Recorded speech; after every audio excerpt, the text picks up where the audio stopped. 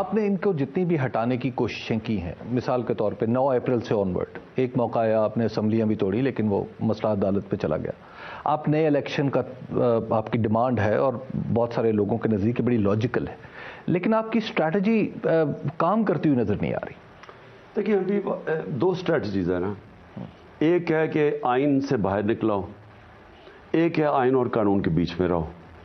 ہم نے میں نے بلکہ 26 سال پہلے فیصلہ کیا تھا. میری پارٹی کا نام انصاف کی تحریک.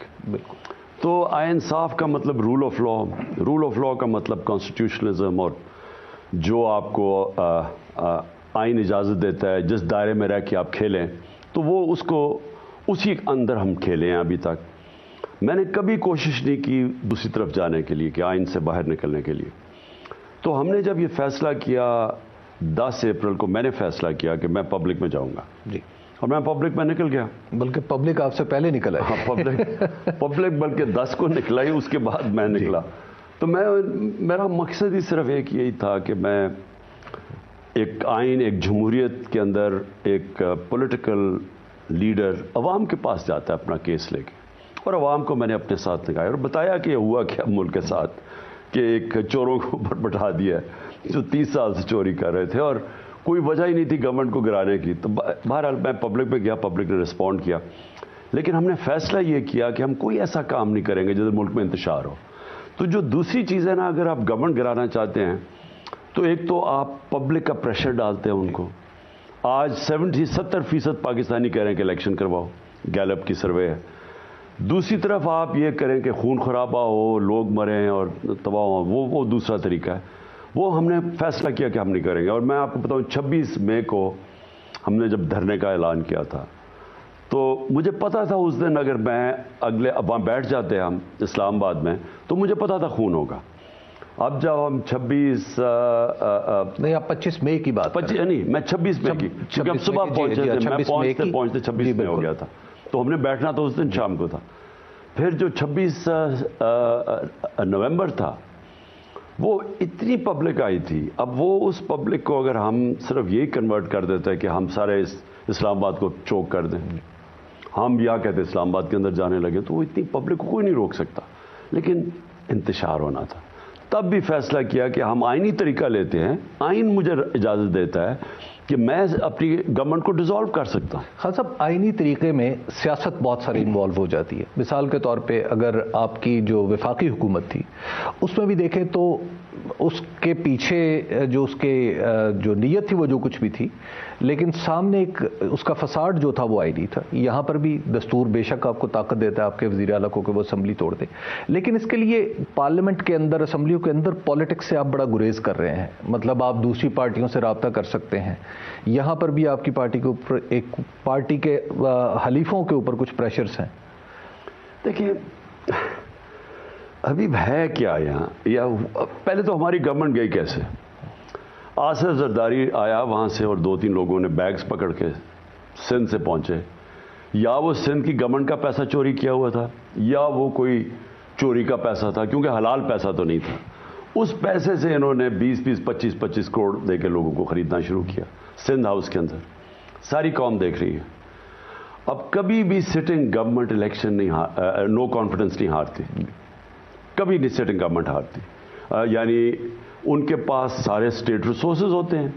ہمارے پاس سوائے سندھ حکومت کے سارا پاکستان میں تو ہماری گورنمنٹ تھی، تو ہم تو پورے پیسے استعمال کر سکتے تھے، فیڈرل گورنمنٹ کے بھی، پنجاب جو بھی. تو ہم تو ان کو آرام سے خرید سکتے تھے، بولی آکشن لگ سکتی تھی وہاں. ہم نے انٹینشنلی فیصلہ کیا کہ ہم یہ نہیں کریں گے. ہم نے بزنس مین بھی تھے، انہوں نے بھی کہا کہ ہم آپ کو پیسے دینے کے لیے تیار ہیں. اچھا، خریدنے کے لیے. ہاں، کیونکہ بولی لگ رہی تھی وہاں. ویسے کاؤنٹر آفر کیا تھی یا کاؤنٹر بڈ کیا تھی؟ نہیں، وہ آکشن ہونی تھی نا. اچھا. انہوں نے 20 جو بھی ہمیں جو بتا رہے تھے 20 کروڑ سے تھوڑا سا زیادہ دیتے تھے، تو ہم 30 کروڑ دے دیتے. تو تھوڑے خریدنے تھے نا. لیکن ہم نے یہ فیصلہ کیا کہ اگر ہم نے یہ شروع کیا تو جو ایک ہمارا سارا پارٹی کا ہم آئے تھے، یعنی یا وہ کرپشن کا پیسہ ہونا تھا اور یا پھر وہ پیسہ ہونا تھا گورنمنٹ کا چوری کیا ہوا پیسہ جو سندھ گورنمنٹ کر رہی ہے. جو ابھی پھر سے آصف زرداری سنا پہنچ گیا یہاں کوئی ان کا मिनिस्टर हैं वो पीपल्स पार्टी के पहुंचे हुए हैं यहाँ लाहौर में बोली लगाने के लिए। तो हमने फैसला किया कि हम नहीं करेंगे। अब मैं ये सिर्फ ये कह रहा हूँ कि इस मुल्क की अखलाकियात को हमने किधर तक नीचे लेके जाना है। हमने फैसला किया, हम नहीं इसका हिस्सा बनते। आज भी अब ये जो हो रहा है पंजाब के अंदर, ये लाहौर के अंदर, अब ये पहुंच गए फिर पैसे लेके। अब सवाल ये है कि क्या यहाँ इदारों को नहीं नज़र आ रहा, इलेक्शन कमीशन को नहीं नज़र आ रहा? असल में इलेक्शन कमीशन को कुछ करना चाहिए था। रेड हैंडेड पकड़ा गया यूसुफ रजा गिलानी का लड़का पैसा देते हुए सेनेट इलेक्शन में यूसुफ के। इलेक्शन कमीशन के पास केस किया, कुछ भी नहीं हुआ, जबकि सुप्रीम कोर्ट ने कहा हुआ था कि सेनेट के इलेक्शन में वेरीफाइबल वोट हो एमपीज की, ताकि पता चले। इलेक्शन कमीशन ने नहीं करने दिया। अब फिर जब सारा सिंध हाउस में मंडी लगी हुई थी, कोई इलेक्शन कमीशन ने कुछ नहीं किया। तो पॉइंट ये है कि हम अपनी खुद ही मुल्क की जमहूरियत भी तबाह कर रहे हैं, अखलाकियात भी तबाह कर रहे हैं, सिर्फ इन चोरों को ऊपर मुसल्लत करने के लिए। खालिद साहब, जितना भी सिस्टम है, ज़ाहिर है रियासत के इदारे हैं, इलेक्शन कमीशन है, अदलिया है और इस्टेब्लिशमेंट है जिसका भी आपने खुद भी जिक्र किया, आप इन सब इदारों के अगेंस्ट समहाउ आपकी राय जो है वो एक तासुर ये है कि इनके अगेंस्ट है। आपने कल को हुकूमत में भी आना, आप एक गवर्नमेंट इन वेटिंग है, ज़ाहिर है सबसे बड़ी पार्टी है आपकी, तो आप नहीं समझते कि जब आप हुकूमत में आएंगे तो इन इदारों से ही आपने काम लेना है, तो आप इख्तलाफात को नफरत की हद तक ना पहुंचने दें? देखिए हबीब, अब एक पाकिस्तानी होते हुए हम सबको, मुझे छोड़े, हम सबको फैसला करना पड़ेगा कि हम ये किस तरह का मुल्क चाहते हैं। क्या हम ये मुल्क ये चाहते हैं कि इस मुल्क में एक आदमी, मैं एस्टेब्लिशमेंट की बात कर रहा हूं, इतनी ताकत है एक आदमी में कि एक आदमी फैसला करता है गवर्नमेंट गिराने का और चोरों को ऊपर लाने का और उनको एनआरओ दिलवाने का। अब क्या हम भेड़ बकरियों की तरह इसको कबूल कर लें? अब सवाल यह है कि अगर वो कर गया है और वो नुकसान वाज़ेह है, अब सामने मुल्क कोलैप्स करने पे है, इकॉनमी बैठ गई है। जरा हिंदुस्तान के टीवी पे प्रोग्राम से देखें पाकिस्तान के ऊपर क्या कर रहे हैं कि जी भीख मांगने के लिए निकले हुए हैं, मुल्क में पैसा नहीं है, डॉलर सब दुनिया के सामने है। अब तो कोई चीज़ छुपती नहीं है ना, आप गूगल करें तो पता चल जाएगा पाकिस्तान के हालात क्या हैं।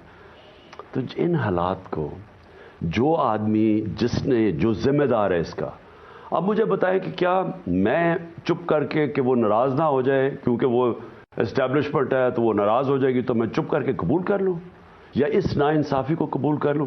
और मुल्क के ऊपर, अच्छा मैं ये भी मान लेता, ठीक है जी इमरान खान की हुकूमत अच्छी नहीं कर रही थी, 6% ग्रोथ रेट था, चलें आप कोई ऐसे टेक्नोक्रेट्स लें, जीनियसेस, वो मुल्क को उठा दें, बिस्मिल्लाह।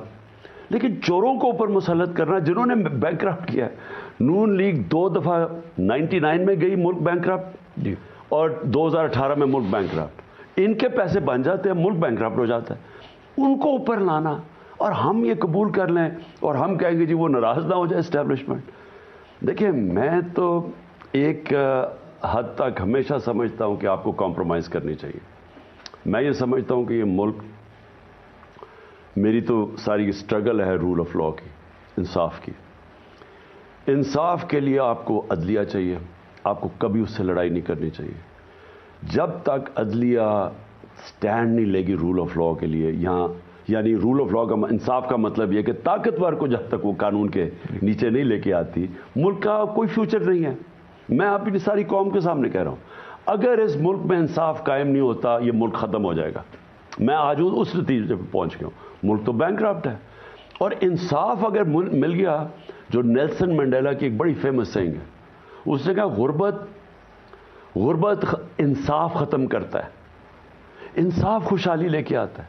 तो यहां चोरों को ऊपर आप एनआरओ दे दें, गरीब लोग जेलों में रहें और समझे कि ये माशरा बच जाएगा, तो अदलिया का बहुत बड़ा रोल है और एस्टैब्लिशमेंट का बहुत बड़ा रोल है।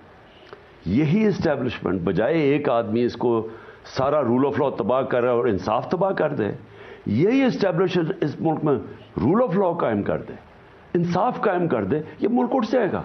तो बात आपकी बिल्कुल ठीक है, काम तो इन्हीं 2 इदारों के साथ कर रहे हैं हमने। अगर हम इंसाफ चाहते हैं, जो मेरी 26 साल की स्ट्रगल है इंसाफ की तहरीक, تو یہ دو اداروں کے بغیر تو نہیں ہو سکتا. خان صاحب اب آپ الیکشن چاہتے ہیں, الیکشن اگر ایک خاص حد سے آگے چلا جائے تو ظاہر ہے اس کی بہت کمپلیکسٹیز اپنی جگہ شاید آپ کی پارٹی کے لیے بھی ہوں. وہ یہ ہے کہ 4 جولائی کو آج میں دیکھ رہا تھا کہ 4 جولائی سے آنورڈ پریزیڈنٹ کا الیکشن جو ہے وہ کسی بھی وقت ایکٹیویٹ کیا جا سکتا ہے, کیونکہ 60 دن پہلے ان کی مدت کے خاتمے سے پہلے الیکشن ہونا ہے. آپ کو لگتا ہے کہ آئندہ صدر بنانے میں پی ڈی ایم کامیاب ہو جائے گا؟ ظاہر ہے یہ آپ کی بہت ساری اسٹریٹجی پہ ڈیپینڈ کرتا ہے, اور وہ آصف علی زرداری بھی ہو سکتے ہیں.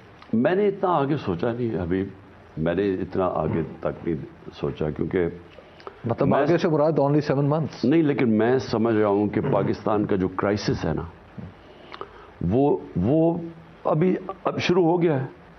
میں سمجھتا ہوں کہ جنوری میں اور فیبری میں پاکستان کا کرائسس بہت بڑھ جائے گا. میں معاشی کرائسس کی بات کر رہا ہوں.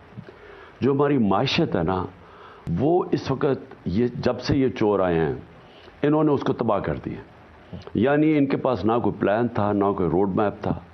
انہوں نے جو آ کے حرکتیں کی ہیں, مارکیٹس پینک کر گئی. اور ویسے میں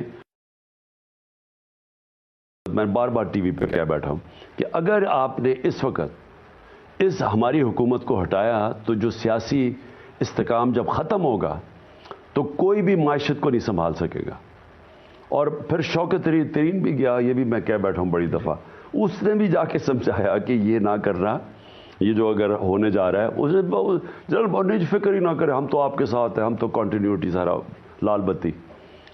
لیکن جب سے یہ ہلی ہے ہماری گورنمنٹ کے بعد, یہ جو معیشت کی اندر جو انسٹیبلٹی آئی ہے, اب یہ صرف اور صرف الیکشن سے ٹھیک ہوگی, کیونکہ یہ اب بڑھتی جا رہی ہے. یعنی باہر بھی مارکیٹس, پاکستان کے اندر بھی, اس ساری گورنمنٹ کے اوپر ایک کانفیڈنس کھو بیٹھا. خان صاحب 2018 میں جب آپ نے ملک سنبھالا تھا اس وقت بھی معیشت کافی مشکلات میں تھی, آپ اسے نکال کے لے آئے. اب آپ کو شاید زیادہ مشکل حالات میں ملتی ہے, تو کیا اب آپ کے پاس کوئی پلان ہے؟ اور اس پلان سے پہلے جس کا آپ خود بتا رہے ہیں کہ ایک پورے پاکستان کے اندر ایک ہارمنی چاہیے, وہ بھی تو کریٹ کرنا ہوگی آپ کو اقتدار میں آنے سے پہلے. تو اس کے لیے ضروری نہیں کہ آپ اسٹیبلشمنٹ سے روابط, آپ کے صدر بھی ہیں وہ, انہوں نے بھی کوششیں کی تھی. دیکھیں اسٹیبلشمنٹ کے ساتھ آپ کو ایک بیلنسڈ ریلیشن شپ کے بغیر تو ملک نہیں چلتا, کیونکہ اس وقت جو ایک ادارہ ہے جس کے پاس جو آرگنائز بھی ہے, جو کام بھی کروا سکتا ہے, باقی ادارے تو سارے کمزور ہو چکے ہیں اور انہوں نے مزید اور تباہ کر دیے ہیں. آپ سوچیں ایف آئی اے جب آئے, جو ایف آئی بلڈ اپ کر رہے تھے, جنہوں نے شہباز شریف کے اور ان کے کیسز نکالے تھے, وہ تباہ ہو گئی. نیب نے 480 ارب روپیہ ہمارے 3 سالوں میں اکٹھا کیا تھا. 280 ارب روپیہ ساری تاریخ میں 18 سال پہلے تک, اور ہمارے 3.5 سال میں 480. تو وہ نیب تباہ ہو گئی, ان کو سارے انہوں نے ختم کر دیا. نیب تو irrelevant ہو گئی, اس کے اوپر اپنا آدمی بٹھا کے اپنے کیسز ختم. ایف آئی اے ختم, اپنا آدمی بٹھا کے اپنے سارے کیسز ختم. کرکٹ بورڈ میں ابھی دیکھ رہا ہوں کہ وہ رمیز راجہ اچھی بلی پرفارمنس کر رہا تھا, اس کو ہٹا کے تو نجم سیٹھی لے آئے. اب دیکھ رہا ہوں اس کا ایک آدمی جو 10-15 سال ٹیسٹ کرکٹ کھیلا ہو, کیا وہ جانتا ہے بہتر, یا ایک آدمی جو کیونکہ آپ کے لیے اچھا لکھتا ہے یا جو بھی آپ کی مدد کرتا ہے, تو اس کو اوپر لے آیا. سارے پاکستان کے ادارے کمزور ہیں, تو ایک ادارہ جو تکڑا ہے وہ ہے فوج, کیونکہ وہ چلتا ہے, وہ اس میں انٹرفیرنس نہیں ہے. تو اس کی ضرورت تو پڑنی ہے آپ کو. اگر میں صرف آئی ایس آئی کی اب بات کہہ دوں, اگر صرف آئی ایس آئی کو استعمال کیا جائے اس ملک میں کرپشن کے, high level corruption, money laundering, سارا پاکستان کی رولنگ ایلیٹ ڈالر باہر بھیج رہی ہے. خان صاحب آپ نہیں کہتے ہیں کہ ایسے ابھی میری ذرا بات سن, میں آپ کو بتاتا ہوں ہو کیا رہا. ڈالر کی کمی ہے نا, ہم کیوں مار کھا رہے ہیں؟ ہمارے ڈالرز ہی نہیں ہیں, ہماری آج ایل سیز ہی نہیں کھل رہی, ہمارے پاس پیسے نہیں ہیں دینے کے لیے, اور آگے خطرہ ہے کہ اگر آئی ایم ایف پیسے نہیں دے گی ڈیفالٹ کر جائیں گے. یہی خطرہ ہے نا. بالکل. سارے آپ کی رولنگ ایلیٹ, ٹاپ سیاستدان دونوں, یہ زرداری اور شریف ان خاندان, ان کے اربوں ڈالر باہر پڑے ہوئے ہیں. یہاں سے دبئی کے اندر 3 سالوں کے اندر جب میں پرائم منسٹر, 10 ارب ڈالر کی پراپرٹی خریدی گئی دبئی میں. اور یہ پاکستانیوں نے جنہوں نے کامے لیے ہوئے ہیں ان کا نام ہی نہیں ہے. کتنا پیسہ باہر گیا ہے، یورپ میں، لندن میں کتنی پراپرٹیز ہے. تو پاکستان سے جو چوری ہو کے جا رہا ہے، اگر ISI اس کا کام جو انٹرنل آئے، اس کا صرف کام اور رول آف لا، قبضہ گروپ ہے ہر جگہ، بڑے بڑے قبضہ گروپ پھر رہے ہیں یہاں، لوگوں کی پراپرٹیز پہ قبضے ہو رہے ہیں، اربوں روپے، میں اربوں روپے کی بات کر رہا ہوں جی. تو اگر یہی اس کا کام ہو، ایک نیب ریفارم کر کے ان کا کام ہو کہ یہ ڈالرز روکیں، یہ پراپرٹی اسمگلنگ روکیں، ان کے پاس نیٹ ورک ہے، یہ کر سکتے ہیں. سوچیں کہ اس ملک میں اگر کلین گورننس آپ نے دینی ہے اور وہ یہ اٹریکٹ کرے گی انویسٹمنٹ. دیکھیں دبئی کیوں جاتے ہیں لوگ؟ کیونکہ کلین گورنمنٹ ہے. تو میں صرف پوائنٹ آپ کو کہہ رہا ہوں. آپ نے کہا نا کرنا کیا آگے کرنا یہ ہے کہ پاکستان میں آپ نے گورننس سسٹم کو وہ بنانا ہے جو اب تک نہیں تھا. اور وہ کیسے ہوگا؟ آپ نے رول آف لا اسٹیبلش کرنا ہے. رول آف لا کیسے اسٹیبلش ہوتا ہے؟ طاقتور مجرم کو آپ نے قانون کے نیچے لے کے آنا ہے. جیسے وہ کریں گے میں آپ کو گارنٹی کرتا ہوں. آپ میرے سے پوچھ رہے ہیں نا کہ لوگ کیا ہوگا. 1 کروڑ پاکستانی باہر ہے، 5 لاکھ بھی بیرون ملک پاکستانیوں نے یہاں انویسٹمنٹ شروع کر دی نا. اور میں کہہ رہا ہوں میڈیم لیول کی انویسٹمنٹ. آپ کو کوئی ڈالرز کی ضرورت نہیں پڑے گی کسی سے. ابھی پرابلم یہ ہے کہ وہ پلاٹ بھی لیتے ہیں نا تو اس پہ قبضہ ہو جاتا ہے، ان کو ڈر ہوتا ہے. تو کون سرمایہ کاری کرے گا؟ لیکن اگر آپ کلین گورنمنٹ دے دیں، رول آف لا دے دیں، عدلیہ اپنا کام کر لے، اور ہم اس فورس کو، یہ جو اتنی آرگنائز فورس ہے، اس کو استعمال کریں رول آف لا، یہ مافیاز کے خلاف جانے کے لیے. ہر جگہ مافیا بیٹھے ہوئے ہیں. تو اگر فورس یہ گورنمنٹ کی فورس بن جاتی ہے، آپ گورننس کلین کر دیتے ہیں. اور میں آپ کو ابھی ایک چیز واضح، اس کے علاوہ کوئی اور طریقہ نہیں ہے پاکستان کو اس دلدل سے نکالنے. یعنی آپ کہہ رہے گورننس میں فوج کو انوالو کیے بغیر کوئی چارہ نہیں؟ میں بات کر رہا ہوں اکاؤنٹیبلٹی اور رول آف لا کے اندر. دیکھیں اس وقت ہماری پرابلم کیا ہے، ہر جگہ آپ کی چیزیں امپلیمنٹ نہیں ہوتی کیونکہ ادارے کمزور ہو گئے ہیں سارے. خان صاحب، اب آپ ایک دفعہ پھر چودھری پرویز الہی صاحب آپ کے وزیر اعلیٰ، آپ کے اتحادی ہیں. اب اس وقت بھی آپ سیٹ ایڈجسٹمنٹ کی بات کر رہے ہیں. کیا آپ پھر آئندہ ایک اتحادی حکومت بنائیں گے؟ دیکھیں ان کے ساتھ تو ہمارا اتحاد ہے اور ہم اب نیگوشیٹ کر رہے ہیں، بات چیت کر رہے ہیں کہ ہم اگلا سیٹ اپ کے اندر سیٹ ایڈجسٹمنٹ کی ہم آپس میں بات چیت کر رہے ہیں.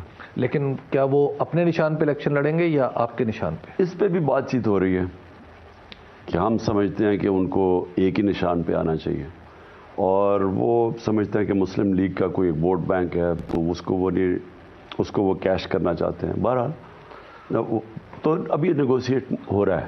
خان صاحب، پنجاب اسمبلی میں آپ کیا سمجھتے ہیں چودھری پرویز الہی صاحب اور PMLQ کا جو طرز عمل ہے وہ پنجاب اسمبلی کی حفاظت کے لیے برسر پیکار ہیں یا آپ کے کہنے پہ توڑنے کی کوشش کر رہے ہیں؟ دیکھیں ابھی تک تو انہوں نے مجھے ریٹن دے دیا ہے کہ جب بھی اسمبلی کی ڈسولوشن پہ تو میرے پاس ہے.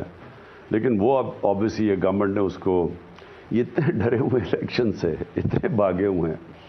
اصل میں کمال چیز یہ ہے، میں صرف اس کے ڈسٹریکٹ کر رہا ہوں کہ کمال یہ ہے کہ ہے ڈیموکریسی اور سارے یہ 13 کی 13 پارٹیز اکٹھی، ہم اکیلے ہیں، یہ سارے اکٹھے ہیں. وہ سارے بھاگے ہوئے ہیں الیکشن سے، سب ڈرتے ہیں الیکشن سے کیونکہ جان جاتی ہے ان کی الیکشن سے. اور یہ اگلے سال بھی نہیں کروانا چاہتے. یہ الیکشن کیا کروانا چاہتے ہیں کہ عمران خان کو ڈسکوالیفائی کرو، نواز شریف چاہتا ہے اس کو جیل میں ڈالو، تحریک انصاف کو توڑو، اور جب کمزور ہو جائے گی تو وہ، کیونکہ ان کو ڈر ہے کہ اگلے سال بھی نہیں ہوگی، اس سے اگلے سال جا کے الیکشن کرواؤ. الیکشن کمیشن کے ساتھ مل کے کسی نہ کسی طرح وہ سینسس یا کوئی چیز نکال کے تو اور کھینچ لو آگے. یہ ان کا پلان ہے کیونکہ یہ ڈرے ہوئے ہیں عوام سے. اور میں آپ کو چیلنج کرتا ہوں، میں ان ساروں کو چیلنج کرتا ہوں، جب بھی یہ عوام میں جائیں گے جو مرضی یہ کر لیں، انہوں نے الیکشن ہارنا ہے. چاہے ابھی نہ بھی ہوں تو اکتوبر میں ہوں. جب الیکشن ہوں گے نا حبیب، جب الیکشن ہوں گے یہ ہاریں گے. لیکن خان صاحب اس میں دو جو آپ نے چیزیں بتائی، وہ ایک ہے آپ کی نااہلی کی باتیں بڑی تواتر سے ہونے لگی ہیں کہ آپ -1، اور دوسری بات یہ ہے کہ آپ کا مقابلہ کرنے کے لیے نواز شریف صاحب کا راستہ ہموار کیا جائے. ہاں، اس کو بھی وہ level playing field Nawaz Sharif کے لیے یہ ہے. اس کی لیول پلینگ فیلڈ یہ ہوتی تھی کہ جب جمخانہ میں میچ کھیلا جاتا تھا، جب یہ نواز شریف آتا تھا تو اپنے امپائر ساتھ لے کے آتا تھا. تو وہ اپنے امپائر اس کو جب تک اس کے اپنے امپائر نہیں ہوتے بیٹنگ نہیں کرتا تھا. تو اس کی لیول پلینگ فیلڈ یہ ہے کہ عمران خان کو ڈسکوالیفائی کرو. میری جو مجھے سپریم کورٹ نے پرماننٹ ڈسکوالیفائی کیا اس کو ختم کرو. میں لڑوں, Imran Khan disqualify, P T I ٹوٹے, اور پھر الیکشن کمیشن اور ساری اسٹیبلشمنٹ کے ساتھ مل کے وہ الیکشن لڑے. وہ اس کو کہتا ہے لیول پلینگ فیلڈ. جی خان صاحب ایک بتائیے گا کہ آپ کی جو آپ نے ابھی ایک شرط رکھ دی ہے کہ صوبائی اسمبلی آپ دونوں اس وقت توڑیں گے, دوسری یعنی کے پی کی, جب پنجاب کی ٹوٹے گی. کیا ایسا نہیں ہو سکتا کہ معاملہ ادھر سے شروع ہو؟ تو آپ نہیں سمجھتے کتنا دباؤ پڑے گا؟ دیکھیں نا, وہ تو چھوٹی اسمبلی ہے. اچھا. اور اس کا اتنا فرق اس لیے کیونکہ ان کو افیکٹ کرتا ہے شریفوں کو. تو وہاں تو کے پی میں تو یہ ہے ہی نہیں نا, ان کو تو صرف پنجاب ہی افیکٹ کرتا ہے. تو یہ پنجاب کے اوپر ہی حکومت کرتے ہیں. تو اصل میں تو پریشر ڈالنے کا مقصد ہی ایک ہے, جنرل الیکشن کروائے جائیں. اور جنرل الیکشن کیوں کروائے جائیں؟ اس لیے نہیں کہ ہمیں ٹائم میں ہماری پارٹی کمزور ہوگی, اس لیے جنرل الیکشن کروائے جائیں کہ پاکستان کی معیشت بیٹھتی جا رہی ہے. میرے خیال میں یہ حالات بگڑتے جائیں گے. صرف الیکشنز یہ ایک چیز ہے جس سے اکنامک سٹیبلٹی آئے گی, پولیٹیکل سٹیبلٹی سے اکنامک سٹیبلٹی. اس لیے ہم سمجھتے ہیں کہ جتنا دیر جا رہے ہیں پاکستان دلدل میں پھنستا جا رہا ہے. ہمارے پاس اتنے زیادہ مسئلے آ جانے ہیں. مجھے جو خوف ہے ہائپر انفلیشن آ جائے گی. ہائپر انفلیشن کا مطلب کہ وہ انفلیشن جو عام آدمی نے تنخواہ در سب نے پس جانا ہے. کیونکہ اگر ڈالر گرتا گیا, آئی ایم ایف اب چاہ رہی ہے کہ روپیہ گرے گا, کیونکہ وہ کہہ رہے ہیں کہ ڈالر کو, روپے کو جو پیک کیا ہوا وہ چھوڑیں, تو وہ روپیہ اور گرے گا. اس سے ساری امپورٹس مہنگی, اس سے تیل مہنگا, اس سے بجلی مہنگی, اس سے گیس, سب کچھ مہنگا. وہ ساری چیزوں پہ ریفلیکٹ کرے گا. اور پھر اگر اس کے بعد بھی نہیں کنٹرول ہوتی اکانومی تو وہ مزید اور گرتا جائے گا. اور پھر وہ چاہتے ہیں کہ بجلی قیمت بڑھاؤ اور گیس کی قیمت بڑھاؤ. تو لوگ تو آگے ہی پس گئے ہیں. تو یہ مجھے آگے خطرناک صورتحال سری لنکا ٹائپ نظر آ رہی ہے. خان صاحب اگر آپ خود بھی حکومت میں ہوتے ہو تو شاید آپ کو یہ سب کچھ نہ کرنا پڑتا. نہیں, میں یہی آپ کو کہنا چاہتا ہوں کہ دیکھیں, ہم تو آئی ایم ایف کے ساتھ, ہم بھی ان کے پروگرام میں تھے. ہم کیوں سنبھال رہے تھے؟ ہم نے کیوں پٹرول نیچے, جبکہ ان کے بعد جو آئل تیل ہے وہ تو اب $70 اور $80 کے بیچ میں آ گیا ہے. ہمارا گیا ہمارا 103 پہ تھا جب چھوڑا ہے, ہمارا تو $115 پہ گیا ہے. تو ہم نے اس کے باوجود آئی ایم ایف پروگرام میں ہم نے تو سنبھالا ہوا تھا.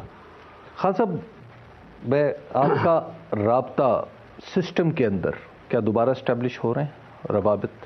نہیں, میرا ابھی کوئی رابطہ کسی سے نہیں ہے. صدر ہمارا صرف ڈاکٹر الوی کے ساتھ ہے. وہ ڈاکٹر الوی بھی بات کرتے ہیں, جو بھی ان سے پی ڈی ایم سے بھی, اور اگر اسٹیبلشمنٹ سے بات کرنی ہو تو ڈاکٹر الوی کرتے ہیں. تو کیا مذاکرات کا کوئی راستہ نکل سکتا ہے؟ دیکھیں, ایک پولیٹیکل پارٹی تو ہمیشہ تیار ہوتی ہے مذاکرات کے لیے, لیکن پی ڈی ایم سے تو فائدہ کوئی نہیں, کیونکہ ہمیں پتہ ہے ہم چاہتے ہیں الیکشن, یہ نہیں چاہتے, تو ان سے تو کوئی فائدہ ہی نہیں ہے. خان صاحب سیاستدانوں پہ ایک پریشر آ رہا ہے کہ پولیٹیشنز مل کے کوئی فیصلہ کر لے, کیونکہ اگر کوئی ادارہ اے پولیٹیکل ہے تو سیاستدان بیٹھ کے بات کر لیں. بہت بڑا پرابلم ہے نا ابھی. پولیٹیشنز ہمیشہ بیٹھ کے فیصلے کر سکتے ہیں, لیکن یہ جو ڈاکو ہیں ان کے ساتھ کیسے بیٹھے؟ جو دیکھیں نا, انہوں نے جو کیا ہے, انہوں نے کیا یہ ہے کہ انہوں نے پہلے پیسہ چوری کیا, وہ باہر لے گئے. ان کے اوپر مشرف نے جب کیسز بنائے یہ باہر بھاگ گئے, اور اس کے بعد اسے این آر او لے کے, یعنی کیسز یہاں کے معاف کروا لیے.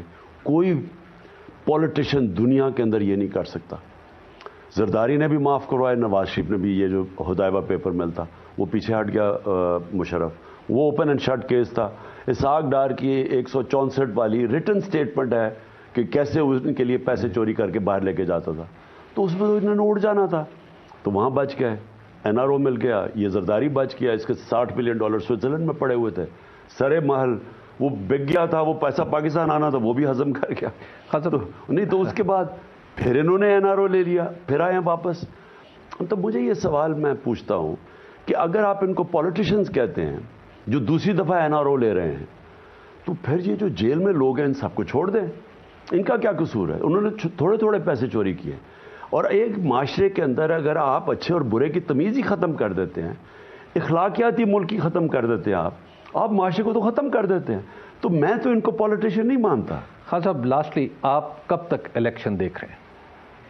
دیکھیں ابھی میرا اپنا خیال یہ الیکشن مارچ اپریل میں ہو جائیں گے. میں کیوں کہتا ہوں؟ میں سمجھتا ہوں کہ ملک کے جو معاشی حالات ہیں وہ ساروں کو بھی, اگر ابھی اسٹیبلشمنٹ کو نہیں سمجھ آئی تو ان کو سمجھ آ جائے گی, اگر باقیوں کو نہیں سمجھ آئی, اپنی ہمارے جو اور لوگ ہیں, جو ادارے ہیں, عدلیہ ہے, ان ساروں کو سمجھ آ جائے گی کہ ملک کی ضرورت الیکشنز ہے. اور اگر یہ اسی طرح سسٹم چلتا رہا یہ ملک کولیپس کر جائے گا. دیکھیں یہ ملک ہر طرح نیچے جا رہا ہے. ایک تو فائنینشلی بینکرپٹ ہو گیا, دوسری میں آپ کو بات بتا دوں کہ اخلاقی طور پہ یہ تباہ کر رہے ہیں ملک کو. اچھے برے کی چور سارے اوپر بیٹھ کے ہیں. اوپر سے ان چوروں کو ایکسیپٹ کروانے کے لیے جو حرکتیں ہو رہی ہیں سارے ان کے ہیومن رائٹس کی وائلیشن. اعظم سواتی ہے, میں اپنا ایف آئی آر نہیں رجسٹر کروا سکتا. پھر یہ جو ٹیپس ہیں اور یہ جو ویڈیوز بنائی ہوئی ہیں, یعنی یہ 15 ہمارا 28 سال کی عمر سے کم 66% پاکستانی ہیں, بچے ہیں, نوجوان ہیں, ان کے لیے سوشل میڈیا پہ ایک گن چلانا, یعنی یہ اور تو چھوڑیں, یہ ہماری دین کے خلاف ہے. وہ ملک جو اسلام کے نام پہ بنا تھا, قرآن کی آیت ہے کہ اپنے دوسروں کے گناہوں پہ پردہ ڈالو تاکہ معاشرے میں گناہ نہ پھیلے. تو یہ تو وہ چیزیں کر رہے ہیں جو کہ ملک کو ہر طرح تباہ کر رہے ہیں. خان صاحب, آپ نے دور اقتدار میں ان چیزوں کو روکنے کی کوشش کی, یہ جاسوسی کو, اس طرح کی پرسنل چیزوں کو؟ ہمارے دور میں کب اس طرح کی چیزیں آئی تھیں؟ ہم نے بڑی کوشش کی, اور ہم نے یہ بھی سوشل میڈیا کے اوپر بھی ہم نے کہا کہ ان کے اوپر بھی کوئی لمٹس آنی چاہیے. وہ کوشش کی, لیکن وہ صحیح معنی میں وہ یعنی مشاورت نہیں ہوئی ہوگی. اس کے خلاف میڈیا کھڑا ہو گیا کہ جی آپ میڈیا کے اوپر کوئی تنگی کر رہے ہیں. لیکن دیکھیں ہر دنیا کے معاشرے میں لمٹس ہوتی ہیں. آپ اپنے لوگوں کو پروٹیکٹ کرتے ہیں, اپنی نوجوان اپنے یوتھ کو پروٹیکٹ کرتے ہیں. آج یہ ہے سوشل میڈیا کا زمانہ. آپ اگر یہ گن چلائیں گے, اور آج کل کیا مشکل ہے, آپ آرٹیفیشل انٹیلیجنس کے ذریعے سافٹ ویئر بنے ہوئے ہیں, آپ آدھے گھنٹے میں کسی کے اوپر گندی کوئی فلم آڈیو بنا دیں. اگر آپ یہ چلا رہے ہیں صرف اس لیے کہ ہم کسی طرح ہم قبول کر لیں ان چوروں کو, یہ تو نہیں ہونے لگا نا. لیکن ان چوروں کو کتنی بڑی قیمت ادا مسلط کیا. ہم سب کو ان کو ایکسیپٹ کروانے میں یہ معاشرہ کتنی بڑی قیمت ادا کرتا ہے. لیکن خان صاحب یہ لوگ پارلیمنٹ میں بھی آئیں گے جب الیکشن ہوگا, ان میں سے کچھ, چلیے کچھ تو پارلیمنٹ میں بھی آئیں گے, آپ کو تسلیم تو کرنا ہوگا. دیکھیے ان میں سے ہر کوئی تو نہیں ہے کو میں کہہ رہا, لیکن یہ نواز شریف اور زرداری کو تو میں 26 سال سے کہہ رہا ہوں یہ کرپٹ ہے. ساری دنیا جانتی ہے ان کے کرپشن کے افسانے لکھے ہوئے ہیں. باہر کے اخباروں پہ, میڈیا پہ, کتابوں کے ڈاکیومنٹریز پہ ان کی کرپشن کا ذکر ہے. تو ان کو مجھے ایکسیپٹ کروا رہے ہیں کہ جی ہم ان کو پولیٹیشن کر کے ایکسیپٹ کریں, ہم کبھی نہیں کریں گے ان کو. ابھی وقت ہوا ہے ایک بریک کا, بریک کے بعد دوبارہ آپ کی خدمت پہ حاضر ہوتے ہیں. خان صاحب, آئندہ آپ کی حکومت آتی ہے, آپ کے سامنے چیلنجز شاید 2018 سے زیادہ بڑے ہوں گے, اور آپ کو ایک دفعہ پھر بہت ساری بیڈ آپشنز میں سے ایک آپشن لینی ہوگی. اب آپ کی تیاری کی کیا پوزیشن ہے؟ کیا آپ نے اس کے لیے پلان کر لیا ہے؟ کچھ ہمیں بھی بتائیں. دیکھیں سب سے پہلے تو حبیب, ہمیں جب 2018 میں حکومت ملی تھی تو بینکرپٹ تھی اور ہم نئے تھے, تجربہ ہمیں نہیں تھا. تو اس کے باوجود بڑی مشکلوں سے ہمارا شروع میں بہت ہی مشکل وقت گزرا تھا, کیونکہ میں نے کبھی اتنی محنت نہیں کی, یعنی اتنے پریشر نہیں لیا جو وہ تھا. تو اس کے باوجود پھر کووڈ بھی آ گئی اور اس کے اپنے چیلنجز تھے, لیکن ہم نے ملک کو اللہ کا شکر ہے تیسرے چوتھے سال اٹھا بھی دیا, ہم سیکھ بھی گئے. اب ہمیں تجربہ ہو گیا, ہمیں آئیڈیا ہے کہ کون سی چیزیں ہم نے پہلے کرنی ہے.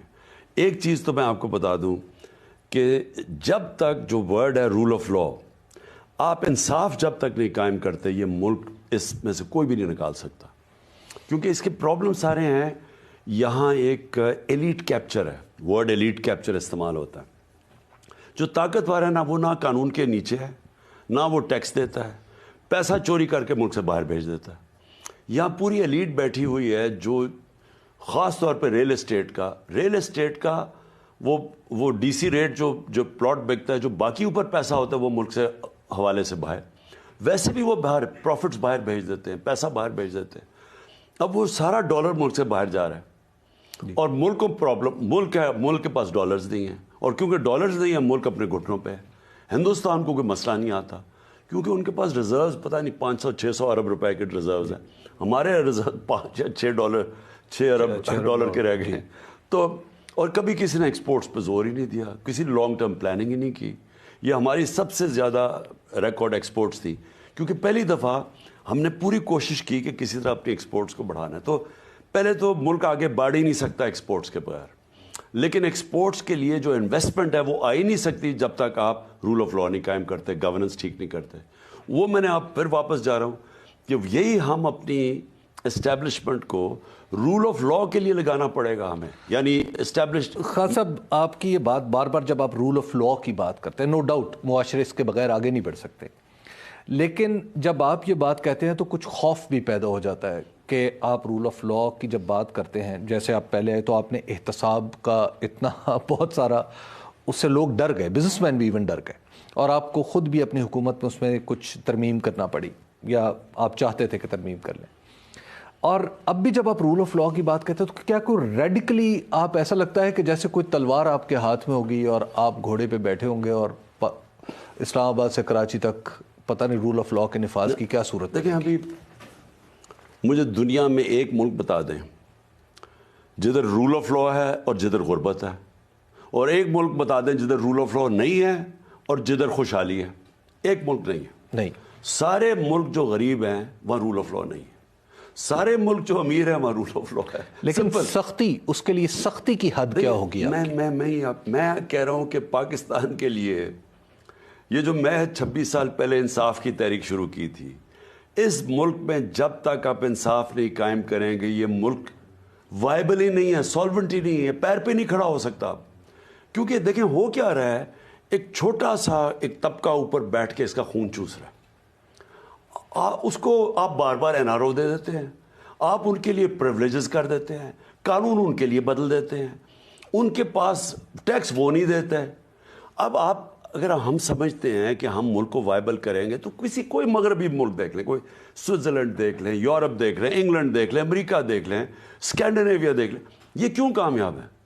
کیونکہ طاقتور قانون کے نیچے وہ ٹیکس دیتا ہے, وہ غلط کام نہیں کرتا. اچھا وہ لوگ آزاد ہو جاتے ہیں, آپ جب انصاف دیتے ہیں لوگوں کو آزاد کر دیتے ہیں.